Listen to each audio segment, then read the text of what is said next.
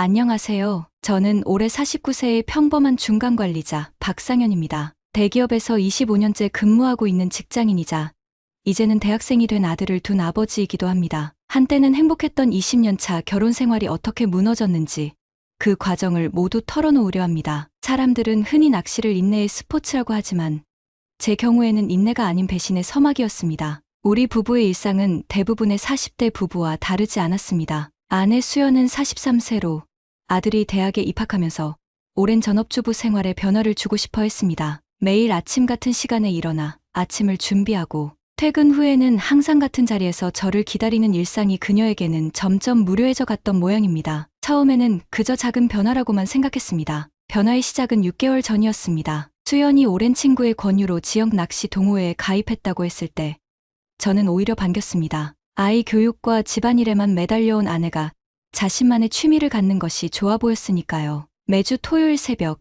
아내는 낚시 장비를 챙겨 나갔고 저녁에는 활기찬 얼굴로 돌아왔습니다. 처음으로 잡은 작은 붕어 사진을 자랑스럽게 보여줄 때의 그 눈빛은 오랜만에 보는 수연의 청춘 같았습니다. 상현 씨, 이번 주말에는 내가 잡은 민물고기로 매운탕 끓여줄게요. 그렇게 시작된 주말 낚시는 점차 아내의 생활 패턴을 바꿔놓았습니다. 낚시에 관한 책을 읽고 유튜브 영상을 찾아보며 낚시용품점에서 장비를 고르는 시간이 늘어갔습니다. 처음에는 단순한 취미 정도로 여겼지만 2달이 지나자 주말 낚시는 평일 저녁 모임으로도 확장되었습니다. 동호회 운영회라는 명목으로 주 2회씩 늦게 귀가하는 날이 생겼고 아내의 휴대폰은 점점 더 자주 울리기 시작했습니다. 문제의 그 남자, 이재훈이라는 낚시 동호회 회장을 처음 알게 된 것은 아내의 SNS를 통해서였습니다. 아내가 자랑스럽게 공유한 단체 사진 속에서 중년의 남자가 아내의 어깨에 자연스럽게 손을 얹고 있는 모습이 눈에 띄었습니다. 아내는 그를 선생님이라 부르며 낚시 기술을 가르쳐준다고 했습니다. 46세의 이재훈은 지역에서 소문난 낚시 전문가로 몇 년 전에 회사를 그만두고 낚시 용품점을 운영하고 있다고 했습니다. 재훈 선생님은 물고기의 심리까지 읽는다니까요. 어느 시간에 어떤 미끼를 써야 하는지 정말 대단해요. 처음에는 단순한 존경심이라 생각했습니다. 새로운 취미에 대한 열정, 전문가를 향한 경외감 정도로요. 하지만 아내의 변화는 점점 더 뚜렷해졌습니다. 20년 동안 한 번도 손대지 않던 화장품을 다시 꺼내기 시작했고 머리를 염색하고 새 옷을 사입었습니다. 낚시를 가는 날이면 평소보다 일찍 일어나 준비하는 모습이 마치 데이트를 앞둔 소녀 같았습니다. 그런 변화가 눈에 띄기 시작했을 무렵 우연히 아내의 휴대폰에서 메시지를 보게 되었습니다. 화면을 켜둔 채로 주방에 두고 간 휴대폰이었습니다. 오늘 밤 낚시 기대되네요. 이번에는 더 깊은 곳으로 안내해 드릴게요. 발신자는 재훈 선생님이었습니다. 단순한 낚시 안내 메시지로 보일 수도 있었지만 왠지 모르게 불편한 느낌이 들었습니다. 그날 이후로 저는 아내의 변화에 더 주의를 기울이게 되었습니다. 3개월이 지났을 무렵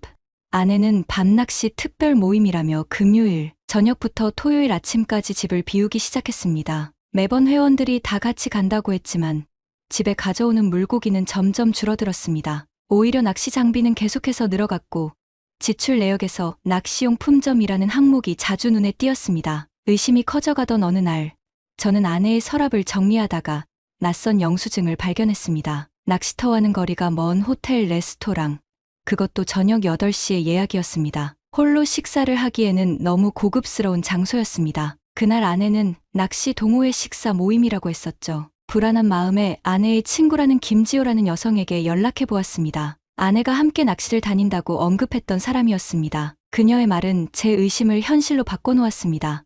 사실 회장님이 수연 씨에게 특별한 관심을 보이는 것 같아 걱정이었어요. 다른 회원들도 눈치챘지만 아무도 말을 꺼내지 못하고 있었거든요. 회장님이 이전에도 비슷한 일이 있었다고 그 말을 듣는 순간 가슴이 무너져 내리는 듯했습니다. 20년 함께한 아내, 아들의 어머니가 다른 남자의 유혹에 빠져들고 있다는 사실을 인정하고 싶지 않았습니다. 하지만 지난 몇 개월간의 변화들이 머릿속에서 퍼즐처럼 맞춰지기 시작했습니다. 그날 밤 아내는 또다시 밤낚시를 이유로 집을 나섰습니다. 새로 구입했다는 낚시 장비는 보이지 않았고 대신 새 원피스를 입고 있었습니다. 평소보다 더 공들인 화장, 그리고 오랜만에 맡는 향수 냄새. 아내는 물고기를 낚으러 가는 것이 아니었습니다. 그때 저는 결심했습니다. 더 이상 의심만으로 괴로워하지 않기로, 진실을 확인하기 위해 직접 증거를 찾아 나서기로 말입니다. 그렇게 저는 아내가 떠난 뒤 낚시 동호회에 대해 본격적으로 알아보기 시작했습니다.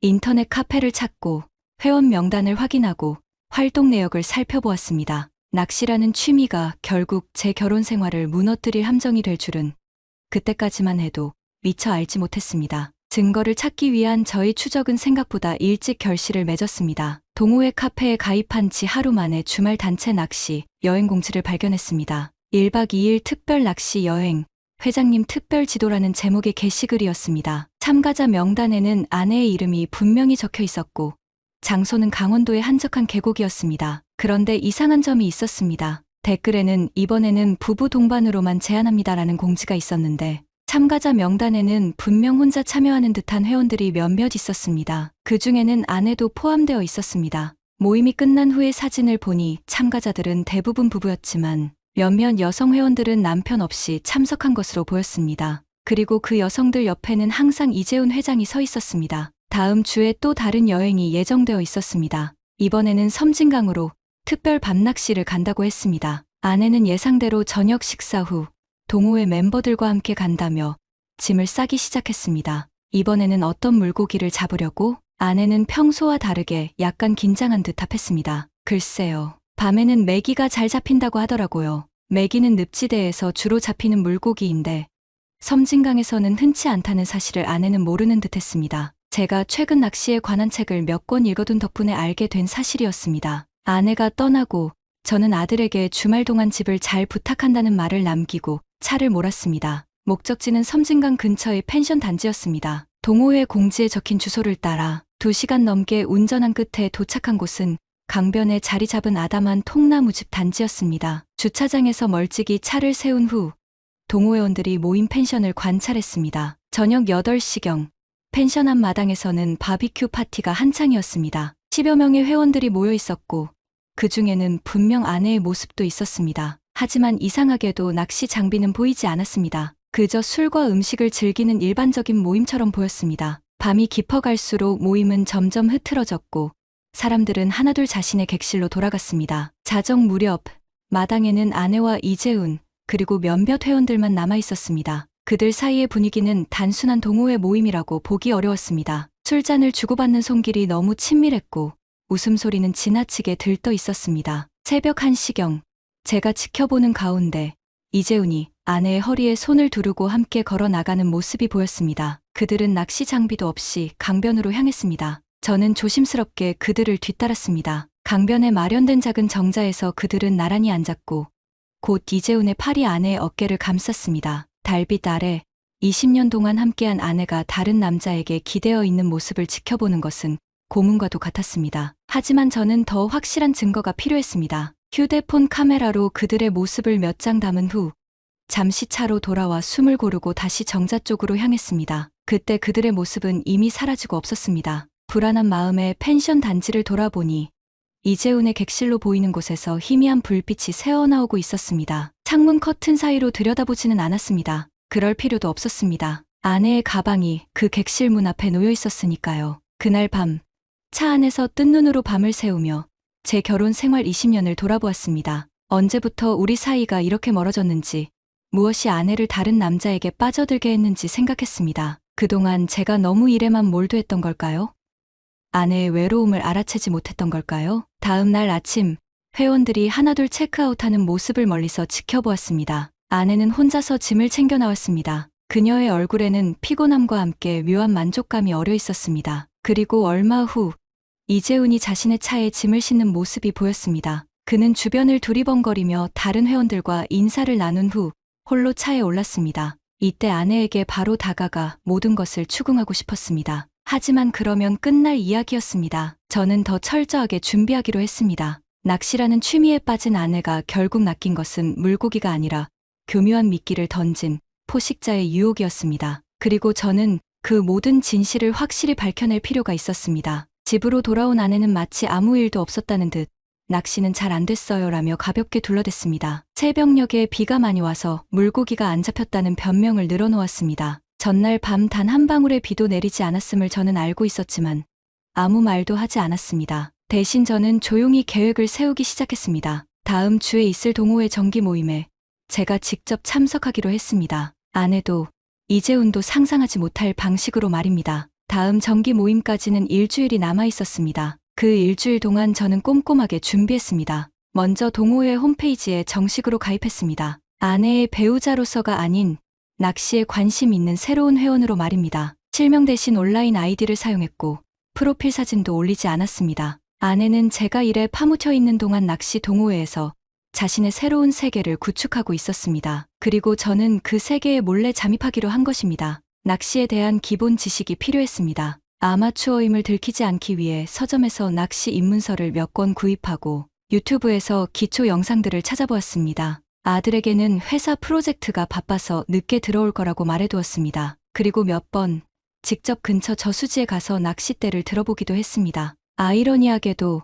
아내의 불륜을 밝히기 위해 제가 낚시를 배우게 될 줄은 몰랐습니다. 정기 모임 이틀 전 아내의 휴대폰이 울렸습니다. 발신자는 재훈 선생님이었습니다. 아내가 샤워를 하는 동안 저는 휴대폰을 확인했습니다. 메시지는 간단했습니다. 이번 목요일 정기 모임 후에 특별 밤낚시 계획 있습니다. 소수 인원만 진행할 예정이니 참석 여부 알려주세요. 그리고 아내의 답장이 이미 나가 있었습니다. 네, 꼭 참석하겠습니다. 기대됩니다. 그 문자를 본 순간 제 안에 무언가가 무너져 내렸습니다. 아직 실체적 증거는 없었지만 아내의 단순한 답장 속에서 설렘과 기대감이 느껴졌습니다. 20년 동안 함께 살아온 사람이었기에 그 짧은 문장 속에서도 아내의 감정을 읽을 수 있었습니다. 다음 날 아내가 출근한 아들을 발에다 주러 나간 사이 저는 집안을 조금 더 철저히 살펴보았습니다. 아내의 옷장에서 평소에 보지 못했던 새 옷들을 발견했습니다. 가격표는 떼져 있었지만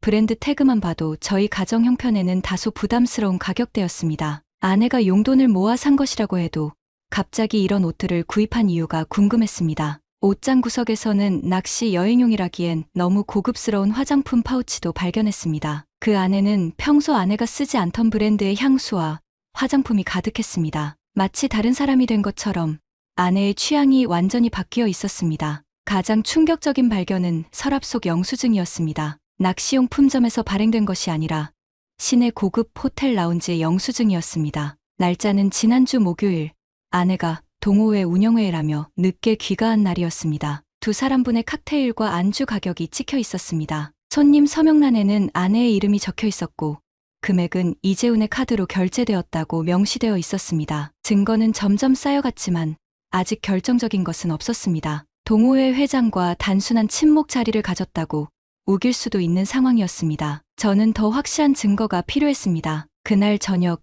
집에 돌아온 아내는 여느 때와 다름없이 저녁 식사를 준비했습니다. 아들은 학원에 가고 없었기에 오랜만에 단둘이 마주 앉았습니다. 20년 함께한 부부가 마치 처음 만난 사람처럼 어색하게 식탁에 앉아있는 기분이었습니다. 요즘 낚시 동호회는 어때? 재미있어? 무심한 듯 물었습니다. 아내는 젓가락을 들다 말고 잠시 멈칫했습니다. 그냥 그래요. 별거 없어요. 아내가 대답을 얼버무리는 순간 확신이 들었습니다. 예전 같았으면 낚시 이야기로 한참을 떠들었을 아내였습니다. 이번 주 목요일에도 모임 있니? 네, 운영회의가 있어요. 조금 늦을 것 같아요. 그 순간 아내의 눈을 똑바로 바라보았습니다. 그리고 진실을 마주했습니다. 아내의 눈동자에는 거짓말하는 사람 특유의 불안함이 깃들어 있었습니다. 오랜 시간 회사에서 사람들을 상대하며 터득한 감각이었습니다. 아내는 제게 숨기는 것이 있었고 그것은 제가 이미 짐작하고 있는 바로 그것이었습니다. 목요일이 다가왔습니다. 저는 회사에 반차를 내고 일찍 퇴근했습니다. 집에 들르지 않고 바로 낚시 동호회 모임 장소로 향했습니다. 카페 가입 당시 공지된 주소는 시내 변두리의 한 커뮤니티 센터였습니다. 낚시 장비 차림으로 그곳에 도착했을 때 이미 몇몇 회원들이 모여 있었습니다. 안녕하세요. 새로 가입한 박상현입니다. 자기소개를 하자 회원들이 반갑게 맞아주었습니다. 그 중에는 아내의 친구라던 김지호 씨도 있었습니다. 그녀는 저를 알아보지 못했습니다. 전화로만 통화했었기 때문입니다. 하지만 곧 아내가 도착하면 모든 것이 탄로날 상황이었습니다. 저희 아내도 이 동호회 회원인데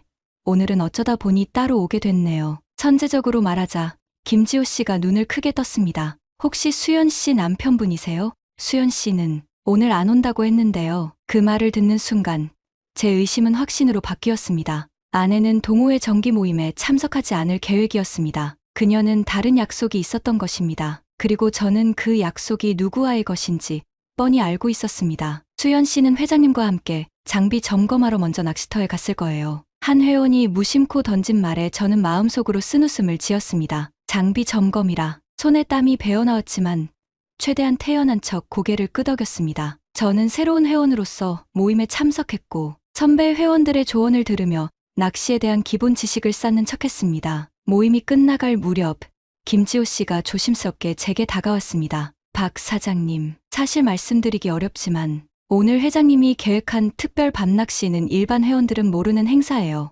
매번 소수의 회원만 초대하거든요. 김지호 씨의 표정에는 미안함과 걱정이 교차했습니다. 그녀는 잠시 망설이다가 이어 말했습니다. 회장님은 몇몇 여성 회원들과 특별한 관계를 맺는 것으로 알려져 있어요. 특히 최근에는 수연 씨와 자주 어울리더라고요. 정말 죄송합니다만 아내분을 위해 알아두셨으면 해서. 그녀의 말을 들으며 가슴 한켠이 무너져 내리는 듯했습니다. 비단 제 아내뿐만 아니라 다른 여성 회원들도 이재훈의 타겟이 되었다는 사실이 더욱 분노를 샀습니다. 이재훈은 낚시라는 취미를 이용해 가정이 있는 여성들을 유혹하는 파렴치한이었습니다. 어디서 만나는지 알 수 있을까요?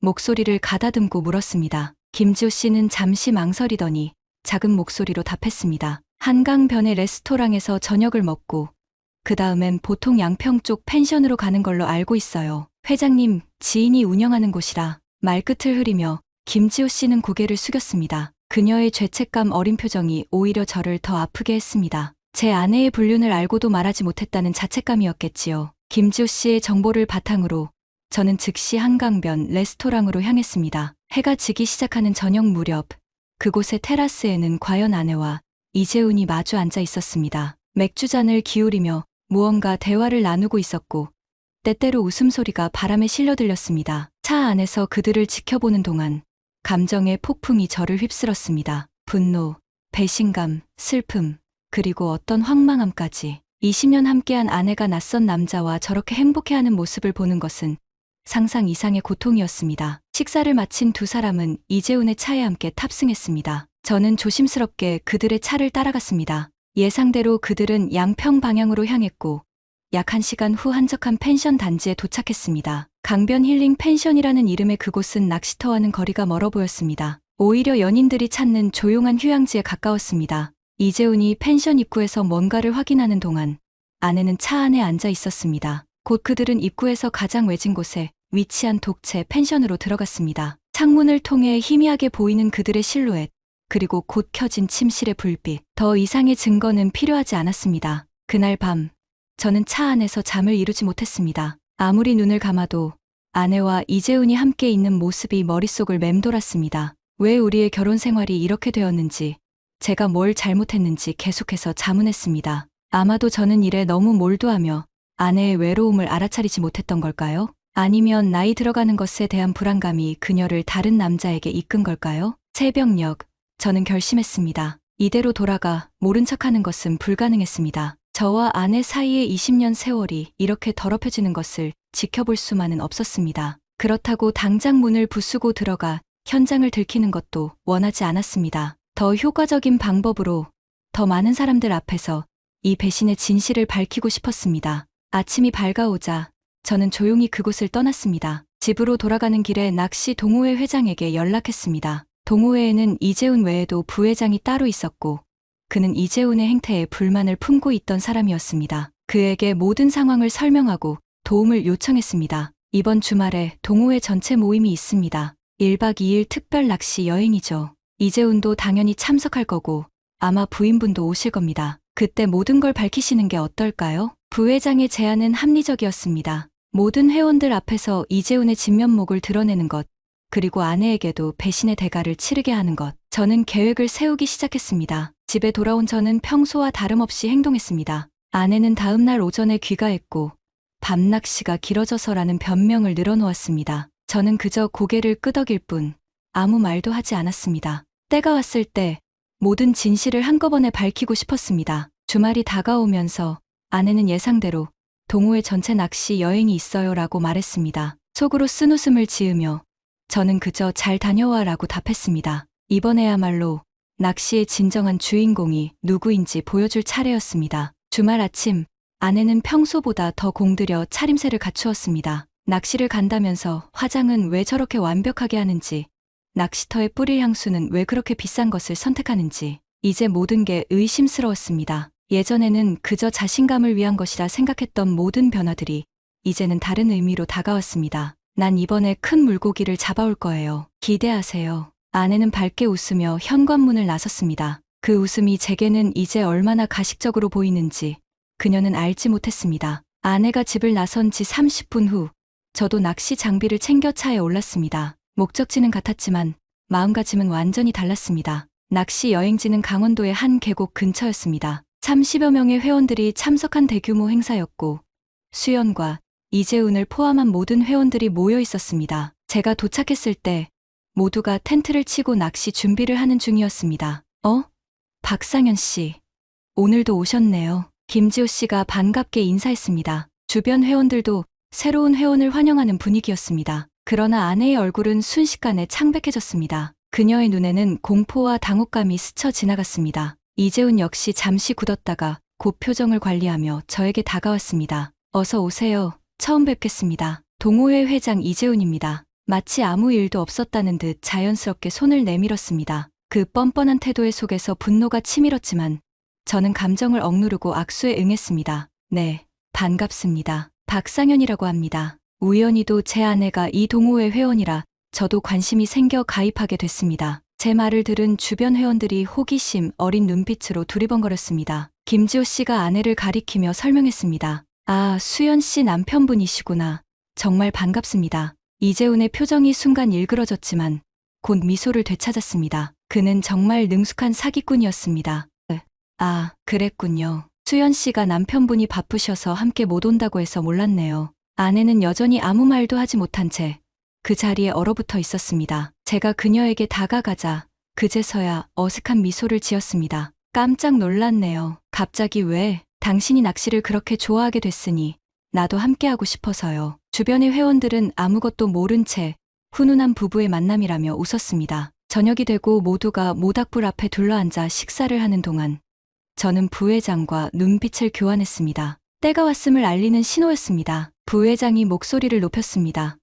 저 잠시 모두의 주목을 부탁드립니다. 오늘 중요한 안건이 있어서요. 모든 시선이 부회장에게 쏠렸습니다. 그는 천천히 말을 이어갔습니다. 최근 우리 동호회에서 불미스러운 일이 있었다는 제보가 있었습니다. 회장이 일부 여성 회원들과 부적절한 관계를 맺고 있다는 그 말이 채 끝나기도 전에 이재훈이 벌떡 일어났습니다. 무슨 헛소리를 하는 거야?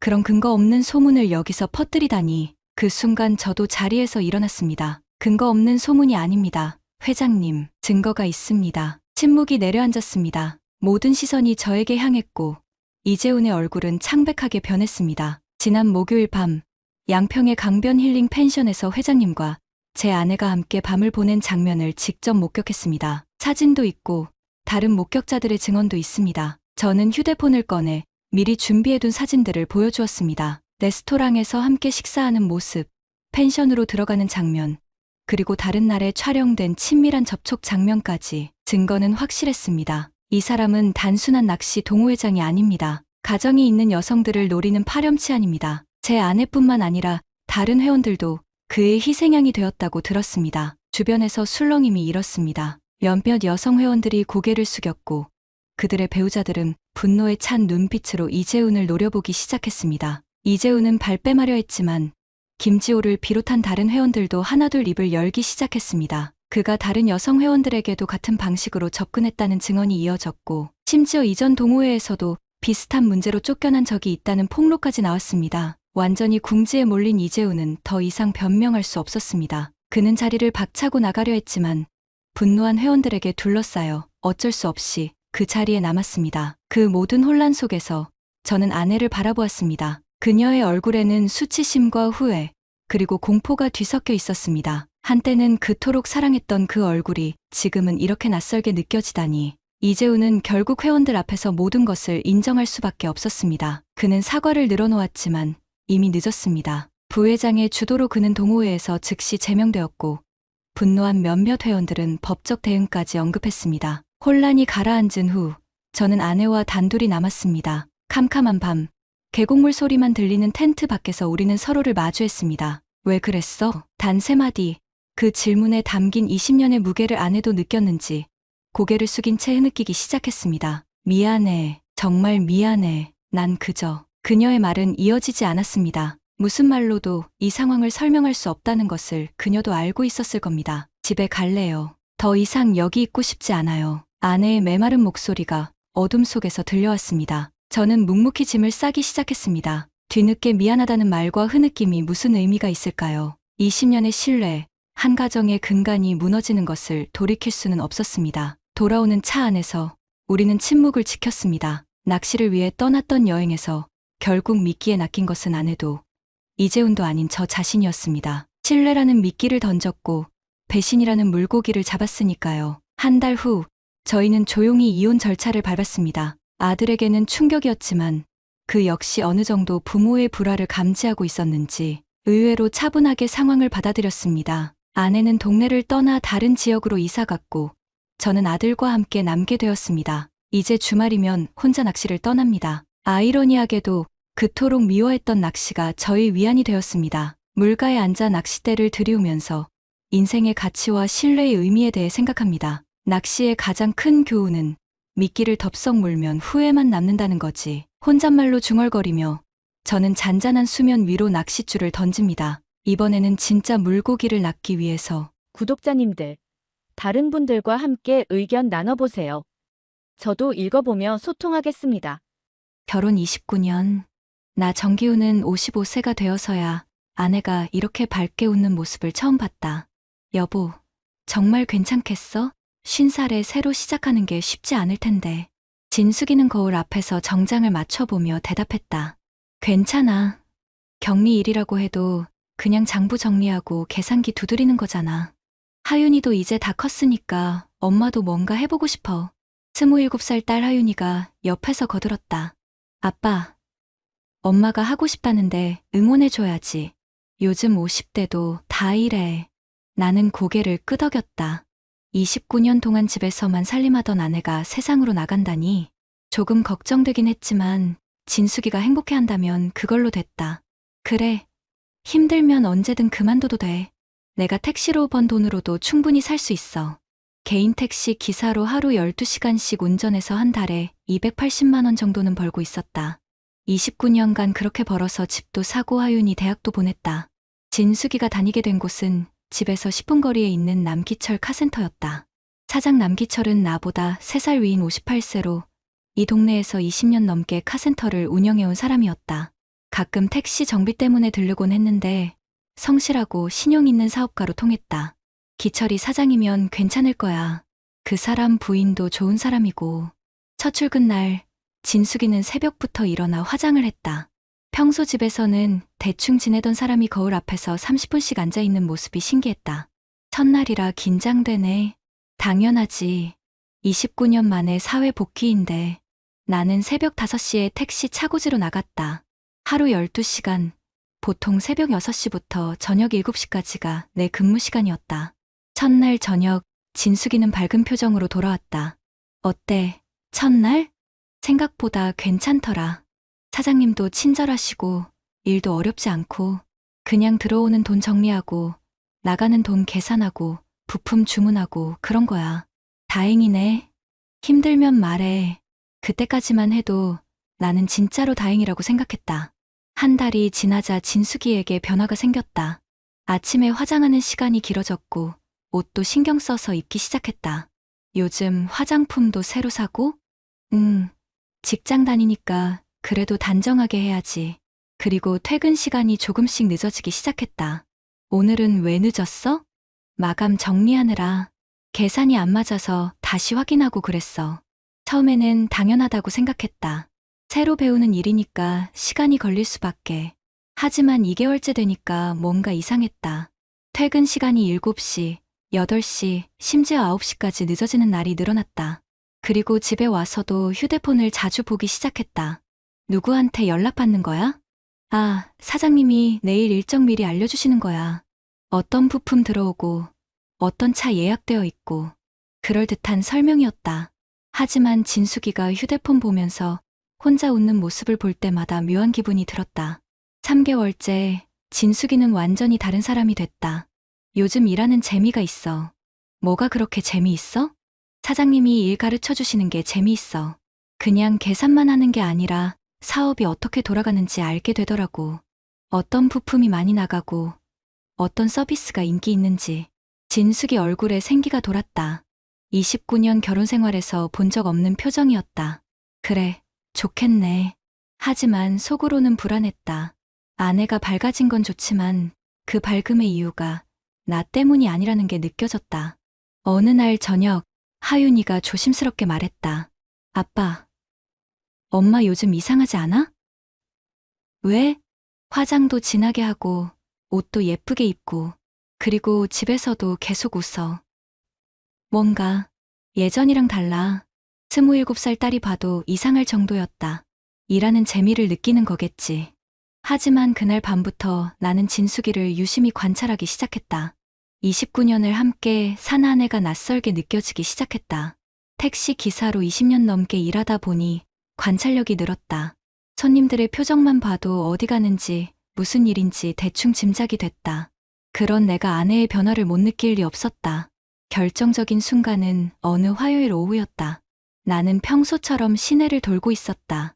오후 3시쯤 남기철 카센터 앞을 지나게 됐다. 진숙이 직장이니까 자연스럽게 한번 봤는데 이상한 광경이 눈에 들어왔다. 진숙이가 기철이와 함께 그의 검은색 소나타에 타고 있었다. 카센터 앞 주차장에서 나는 차를 세우고 다시 봤다. 분명히 진숙이었다. 그런데 왜 사장차에 타고 있을까? 업무 시간인데? 블랙박스가 자동으로 녹화하고 있었다. 나는 그 장면을 확인하고 싶어서 잠시 근처 편의점에 주차했다. 블랙박스 화면으로 다시 봤다. 오후 3시 15분. 진숙이가 기철이 차 조수석에 타는 모습이 선명하게 찍혀 있었다. 그리고 차가 출발하는 것까지. 가슴이 답답했다. 업무 시간에 사장과 둘이서 어디 가는 건가? 그날 저녁 진숙이에게 물어봤다. 오늘 일 어땠어? 바빴어. 부품 주문하고 계산서 정리하고. 오후에 외출한 적 없어? 진숙이 표정이 잠깐 굳었다. 외출? 아니, 왜? 아니야, 그냥 거짓말이었다. 오후 3시에 분명히 기철이와 차에 탔는데 다음 날부터 나는 의도적으로 카센터 앞을 지나다니기 시작했다. 우리 동네가 내 주요 운행구역이니까 자연스러웠다. 그리고 이상한 패턴을 발견했다. 화요일과 금요일 오후에 진숙이와 기철이가 함께 외출하는 것을 2번 더 목격했다. 블랙박스에 모두 기록됐다. 일주일 후, 나는 친한 정비사 고용수에게 넌지시 물어봤다. 용수는 다른 카센터에서 일하지만 업계 소식을 잘 아는 친구였다. 용수야, 남기철 카센터 어때? 요즘 어떤가? 기철이 형? 왜 갑자기? 우리 진숙이가 거기서 격리로 일하거든. 용수가 잠깐 망설이더니 말했다. 형님, 제가 말해도 될까요? 왜? 무슨 일 있어? 아니, 그게 지난주에 우연히 봤는데 기철이 형이 누구랑 모텔 앞에서 차에서 내리는 걸 봤거든요. 가슴이 쿵 내려앉았다. 모텔? 네, 시내 쪽 모텔이었는데 그때 같이 있던 여자가 형님 부인 같더라고요. 세상이 무너지는 것 같았다. 확실해? 100% 확실하지는 않지만 키나 체형이 비슷했어요. 그리고 기철이 형이 그 여자 허리에 손을 올린 걸 봤거든요. 그날 밤 나는 잠을 한숨도 못 잤다. 진숙이는 옆에서 편안하게 자고 있었지만 내 머릿속은 복잡했다. 29년을 함께 산 아내가 다른 남자와 모텔에? 설마 그럴 리가. 하지만 블랙박스에 찍힌 장면들이 계속 떠올랐다. 오후에 둘이서 나가는 모습, 기철이가 진숙이를 차에 태우는 모습. 다음 날부터 나는 본격적으로 관찰하기 시작했다. 택시 기사의 장점은 시간이 자유롭다는 거였다. 손님이 없는 틈틈이 카센터 앞을 지날 수 있었다. 그리고 패턴을 발견했다. 진숙이는 매주 화요일과 금요일 오후 3시쯤 기철이와 함께 외출했다. 보통 이에 3시간 후에 돌아왔다. 그런데 카센터에는 다른 직원도 있었다. 정비사 2명이 계속 일하고 있는데 사장과 경리가 함께 외출하는 게 자연스러운 일일까? 어느 날은 용기를 내서 카센터에 직접 들러봤다. 안녕하세요. 택시 점검 좀 받으려고요. 정비사가 대답했다. 사장님은 안 계신데요. 부인이랑 은행 업무 보러 나가셨어요. 은행 업무. 그럴듯한 핑계였다. 하지만 그날 진숙이가 늦게 들어오면서 한 말은 달랐다. 오늘 부품 업체 가서 가격 확인하느라 늦었어. 또 거짓말이었다. 정비사는 은행 간다고 했는데 진숙이는 부품 업체라고 했다. 그날 밤 나는 블랙박스 파일들을 정리했다. 지난 한 달간 녹화된 것들을 USB에 저장했다. 혹시 모르니까. 그런데 우연히 발견한 파일 하나가 충격적이었다. 2주 전 금요일 진숙이가 내 택시에 탔을 때 녹음된 대화였다. 그날 진숙이가 친구 만나러 간다고 해서 태워다 준 적이 있었다. 목적지로 가는 도중에 진숙이 휴대폰이 울렸다. 여보세요? 네, 사장님. 아, 지금 집에 가는 길이에요. 네, 내일 뵐게요. 그때는 별 생각 없이 들었는데 다시 들어보니 목소리 톤이 이상했다.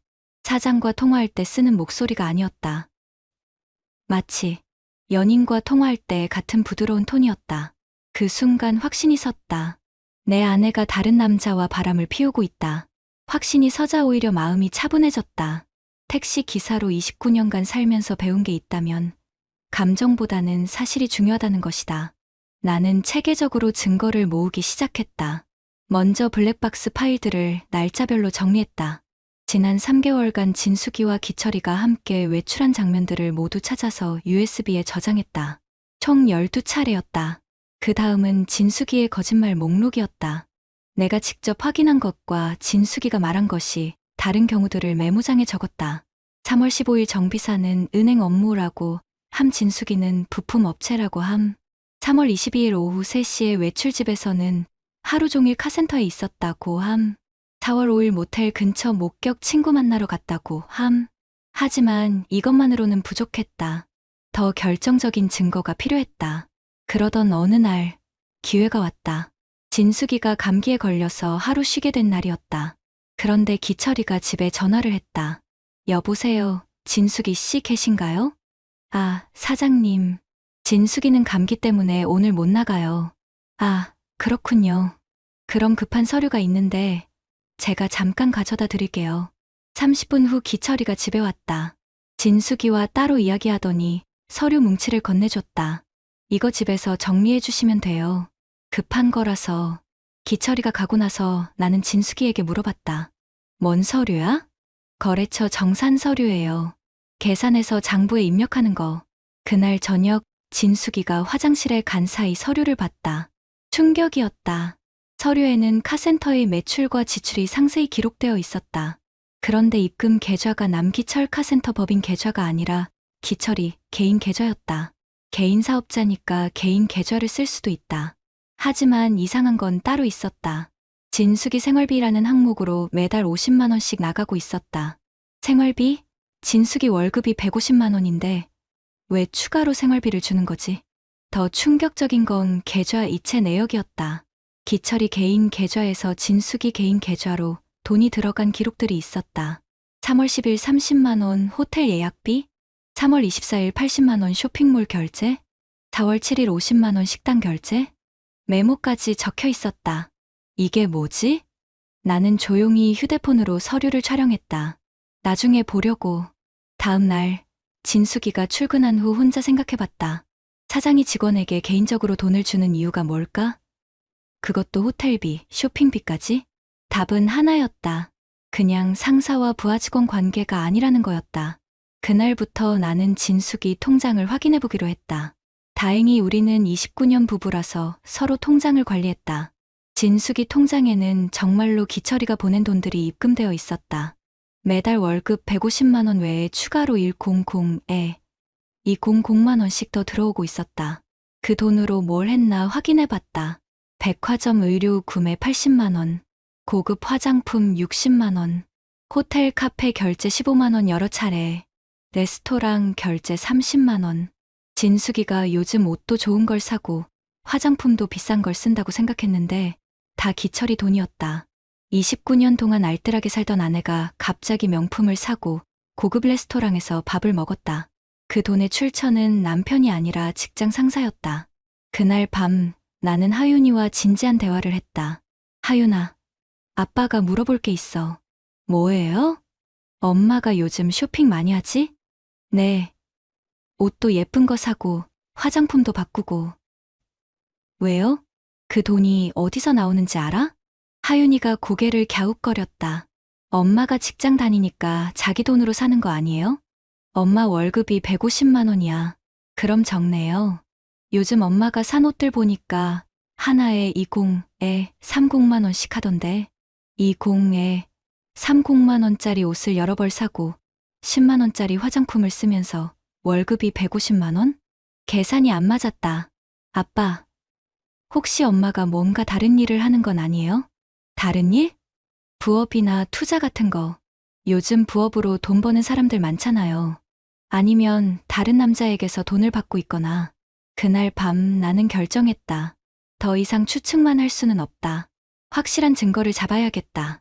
그리고 마침 기회가 왔다. 다음 주 금요일 진숙이가 또 부품 업체 미팅이라며 오후에 외출한다고 했다. 나는 그날 하루 휴무를 내고 직접 따라가 보기로 했다. 29년 결혼 생활에서 처음으로 아내를 미행하는 날이었다. 금요일 오후 2시 30분. 나는 카센터에서 200m 떨어진 편의점 주차장에서 대기하고 있었다. 3시 정확히 진숙이와 기철이가 카센터에서 나왔다. 기철이 검은색 소나타에 함께 탔다. 나는 충분한 거리를 두고 따라갔다. 29년간 택시 기사를 하면서 익힌 미행 실력이었다. 그들은 시내 중심가로 향했다. 종착지는 스카이 호텔이었다. 시내에서 가장 비싼 호텔 중 하나였다. 오후 3시 15분, 두 사람이 호텔 로비로 들어갔다. 기철이가 진숙이 허리에 손을 두른 채로. 나는 차 안에서 그 장면을 스마트폰으로 촬영했다. 시간과 장소가 화면에 찍혔다. 3시간을 기다렸다. 오후 6시 20분에 두 사람이 나왔다. 진숙이의 머리카락이 흐트러져 있었다. 나갈 때 단정했던 옷매무새도 어딘가 이상했다.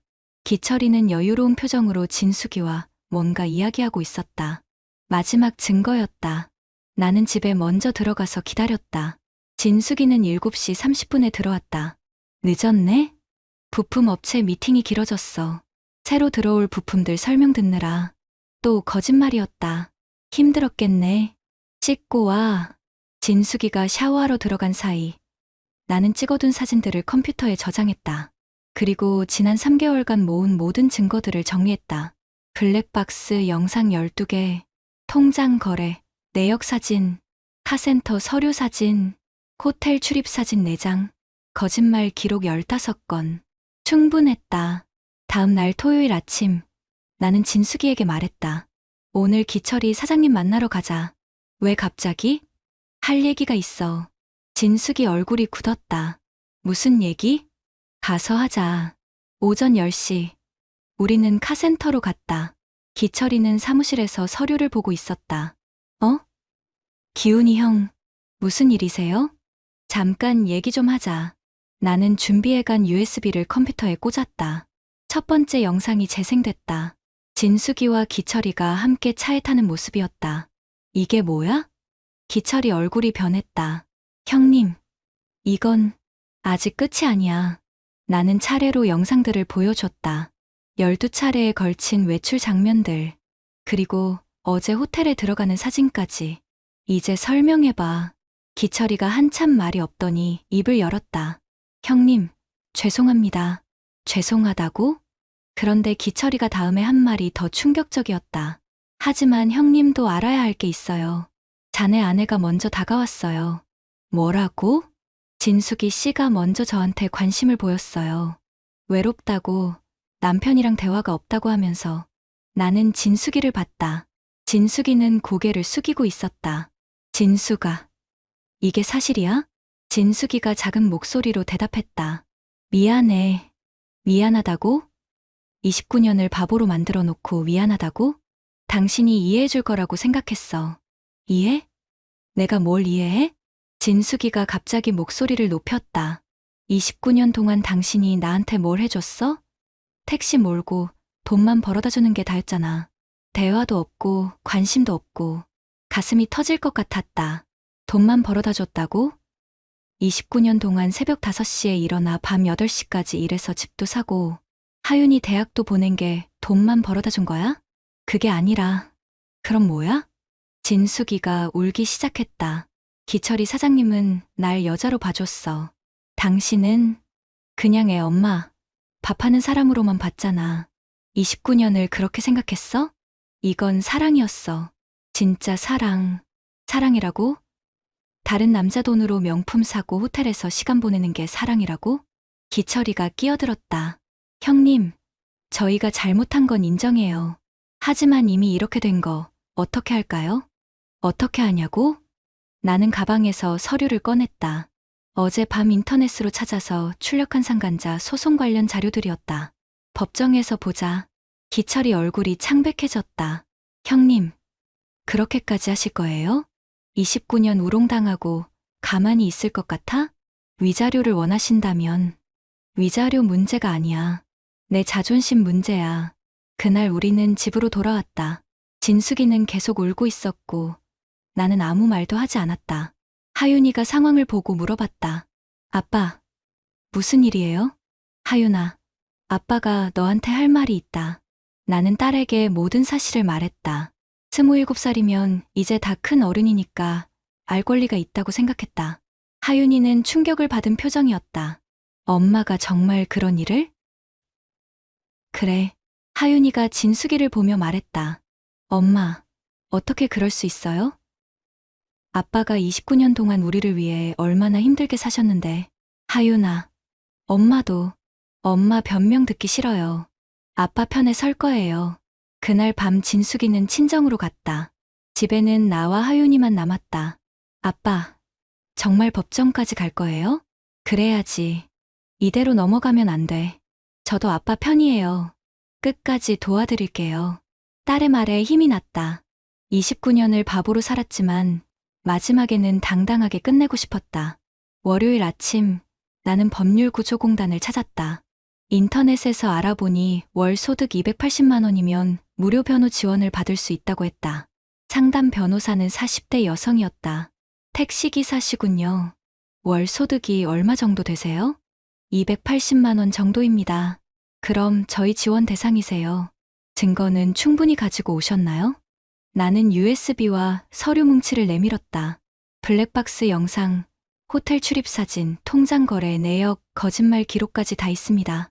변호사가 자료를 검토하더니 고개를 끄덕였다. 완벽하네요. 이 정도면 상간자 소송에서 승소 가능성이 90% 이상입니다. 위자료는 얼마 정도 받을 수 있을까요? 29년 결혼에 명확한 증거까지 있으니까 2천만 원에서 3천만 원 정도 예상됩니다. 실제로 받을 수 있을까요? 변호사가 잠깐 망설이더니 솔직하게 말했다. 판결받는 거와 실제로 돈 받는 거는 다른 문제예요. 상대방이 재산을 숨기거나 회피하면 회수율이 30에 50% 정도밖에 안 돼요. 그래도 해야겠어요. 왜요? 돈 때문이 아니라 제 자존심 때문이에요. 변호사가 미소를 지었다. 좋은 생각이세요. 소상공인끼리는 서로 도와야죠. 최선을 다해드리겠습니다. 이혼 소송과 상간자 소송을 동시에 진행하기로 했다. 기철이를 상대로는 위자료 3천만 원을 청구했다. 한 달 후 첫 번째 조정기일이 있었다. 법원에서 기철이를 다시 만났다. 그는 많이 초라해져 있었다. 형님, 합의해 주시면 안 될까요? 합의? 제가 1천만 원 드릴게요. 소송 그만두시고 1천만 원? 나는 웃었다. 29년을 우롱한 대가가 1천만 원이야? 그럼 얼마를 원하세요? 법정에서 정해주는 대로 받을 거야. 조정은 결렬됐다. 기철이가 성의를 보이지 않았다. 2개월 후 1심 판결이 나왔다. 피고 남기철은 원고에게 위자료 2,500만 원을 지급하라. 예상보다 조금 적었지만 만족스러웠다. 법정에서 공식적으로 내 억울함이 인정받은 것이다. 기철이는 항소하지 않았다. 판결이 확정됐다. 하지만 문제는 그 다음이었다. 기철이가 갑자기 카센터를 정리하겠다고 했다. 그리고 재산을 처분하기 시작했다. 형님, 사업이 안 돼서 문 닫을 수밖에 없어요. 그럼 위자료는? 조금씩 갚아드릴게요. 하지만 기철이는 카센터를 정리한 후 다른 지역으로 이사해버렸다. 나는 강제집행을 신청했지만 소용없었다. 기철이 명의로 된 재산이 거의 없었다. 카센터 부지는 임대였고 장비들도 대부분 리스였다. 결국 3개월에 걸쳐 500만 원만 받을 수 있었다. 2,500만 원 중에서 변호사가 말했다. 어르신, 이런 경우가 많아요. 소상공인들은 명예 이전이나 재산 은닉이 쉬우니까. 그럼 나머지는? 포기하셔야 할 것 같습니다. 더 이상 집행할 재산이 없어요. 500만 원. 29년을 우롱당한 대가였다. 하지만 돈보다 중요한 게 있었다. 동네에서 소문이 났다. 기철이가 직원과 바람피워서 소송까지 당했다는 얘기가 퍼졌다. 그의 부인도 이혼을 요구했다고 들었다. 카센터도 문 닫았고 기철이는 결국 다른 지역으로 떠났다. 20년 넘게 쌓아온 지역 기반을 모두 잃은 것이다. 진숙이는 더 참담했다. 친정에서 6개월 있다가 작은 회사 사무직으로 취업했다. 50살에 다시 시작하는 것이었다. 월급은 120만 원. 기철이에게 받던 추가 돈은 당연히 끊어졌다. 이혼 조정에서 재산 분할도 내가 유리하게 받았다. 29년간 내가 벌어온 돈이었고 진숙이가 유책 배우자였으니까. 하윤이는 끝까지 내 편에 서줬다. 아빠, 엄마랑 만나라고 해도 안 만날 거예요. 배신자잖아요. 그래도 내 엄마인데 저한테는 아빠가 더 소중해요. 딸의 말이 고마웠다. 1년 후 나는 새로운 일상에 적응했다. 여전히 택시를 운전한다. 하루 12시간, 29년째 같은 길을 달리고 있다. 하지만 마음은 다르다. 이제는 내가 선택한 삶이다. 하윤이는 교사 임용고시에 합격해서 내년부터 중학교에서 일하게 됐다. 아빠 덕분에 더 강해진 것 같아요. 뭐가? 세상에는 배신하는 사람도 있지만 끝까지 원칙을 지키는 사람도 있다는 걸 배웠어요. 가끔 비슷한 처지의 택시기사들이 상담을 요청해 온다. 형님, 어떻게 그렇게 당당하게 대처하셨어요? 포기하면 안 돼요. 돈은 못 받아도 정의는 구현해야죠. 법률구조공단에서 정말 도와주나요? 소득이 낮으면 무료로 해줘요. 우리 같은 사람들을 위한 거니까 이용하세요. 내 경험이 다른 사람들에게 도움이 된다니 보람있다. 어젯밤 하윤이와 함께 차를 마시며 이야기했다. 아빠, 후회 안 해요? 뭘? 소송한 것. 돈도 제대로 못 받았는데 후회 안 해. 끝까지 포기하지 않았잖아. 저도 아빠 자랑스러워요. 창밖으로 택시들이 지나간다. 새벽부터 밤까지 열심히 달리는 택시들. 그 안에는 나처럼 묵묵히 가정을 지키려는 아버지들이 있을 것이다. 차는 다시 출발하지만 어떤 관계는 그 자리에서 멈춘다. 하지만 그게 잘못된 건 아니다. 때로는 멈추는 것이 더 당당한 선택이니까. 신뢰는 종이처럼 얇고 배신은 숫자처럼 남는다. 하지만 정의는 시간이 걸려도 결국 승리한다. 그걸 내가 증명했다. 구독자님들, 오늘 사연 댓글로 공유해 다른 분들과 함께 의견 나눠보세요. 저도 읽어보며 소통하겠습니다.